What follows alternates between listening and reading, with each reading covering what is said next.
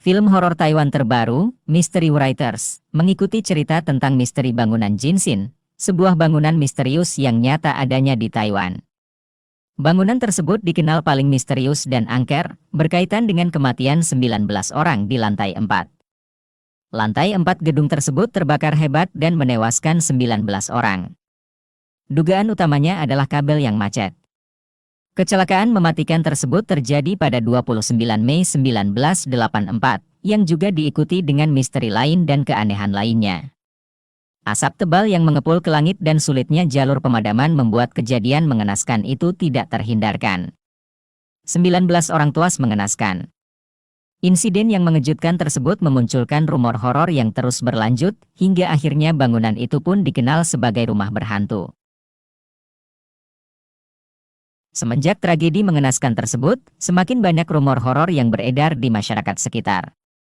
Bahkan mereka menyebut gedung Jinsin sebagai salah satu rumah horor yang sangat mengerikan.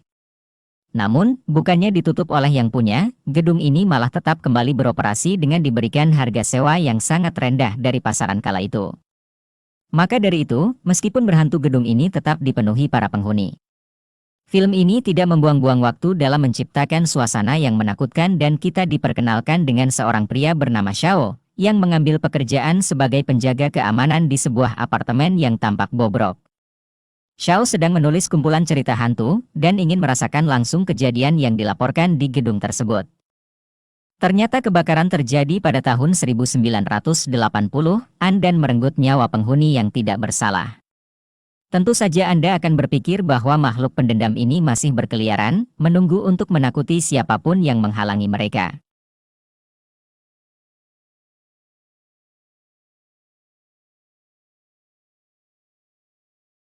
Protagonis wanita dalam film tersebut adalah Pei, yang kebetulan adalah putri dari wanita yang diduga menyalakan api secara tidak sengaja.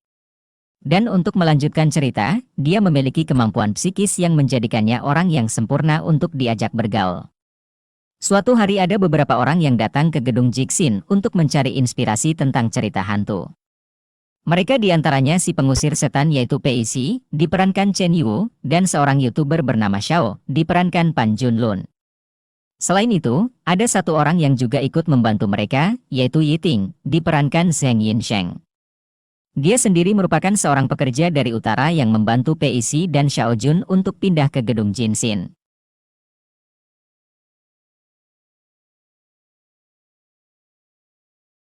Suatu ketika, Pei dan Xiao Jun mengalami peristiwa supernatural, dan memutuskan untuk bergabung untuk menyelidiki kengerian yang tidak dapat dijelaskan ini dan mencari tahu kebenaran tentang kebakaran itu. Film kemudian memperlihatkan kepada kita kejadian supernatural satu persatu. Meskipun ada unsur-unsur yang secara alami mengerikan, masing-masing memiliki kisah sedih yang mencoba menarik hati sanubari Anda. Ada seorang wanita, diperankan Francesca Cao, yang berkeliling mengumpulkan kaleng, botol, dan sampah lainnya yang tidak diinginkan sambil berduka atas kematian putranya. Salah satu adegan memperlihatkan dia mengajari semangat putranya cara menghancurkan kaleng, momen yang akan membuat para ibu berlinang air mata. Ada juga pria yang mengalami luka bakar parah, diperankan Cakyu, yang kehilangan akal sehatnya setelah keluarganya tewas dalam kebakaran tersebut. Yang membuat Pei sibuk juga adalah warga lain yang kedamaiannya terus-menerus diganggu oleh makhluk halus.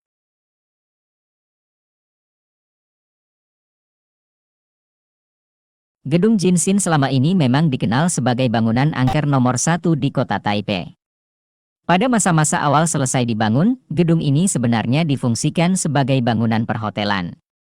Pada tahun 1984 terjadi peristiwa kebakaran hebat menimpa hotel, yang akhirnya menewaskan 19 penghuninya.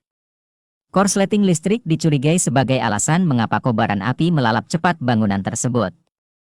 Semenjak peristiwa kebakaran itu, rentetan insiden kecelakaan pun menimpa gedung Jinsin. Salah satu peristiwa yang paling terkenal dari bangunan ini adalah insiden Bakcang, yang terjadi pada tahun 1986. Di kala tersebut, seorang wanita berusia 21 tahun lompat bunuh diri dari ketinggian, dan menimpa pedagang bacang berusia 31 tahun, yang tengah lewat di bawah. Nahasnya, sang pedagang akhirnya dinyatakan tewas dalam kejadian tersebut.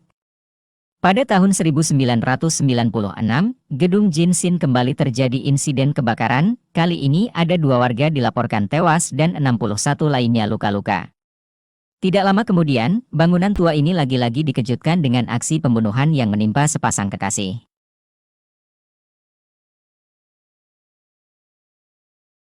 Pada tanggal 21 Maret 2023, sekitar pukul 21, kawasan sekitar gedung Jinsin dikejutkan dengan sesosok tubuh wanita yang sudah sekarat, terletak di pinggir jalan.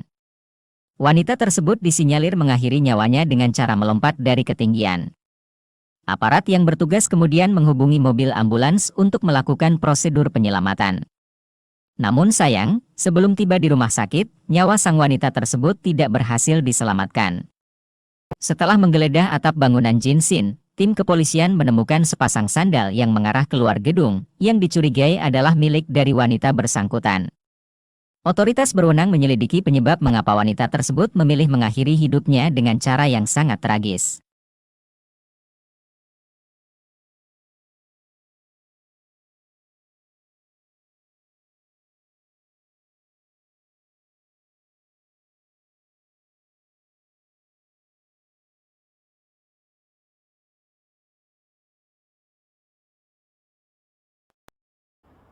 Guckst erstmal da jetzt rein, dann erzählt man dir was, ja, und nix, das kann man machen, ja. Und dann so, ah ja, okay, und dann fängst du an, dich zu freuen. Mensch, ja super, ja, und du hörst gar nicht auf, dich zu freuen, ja,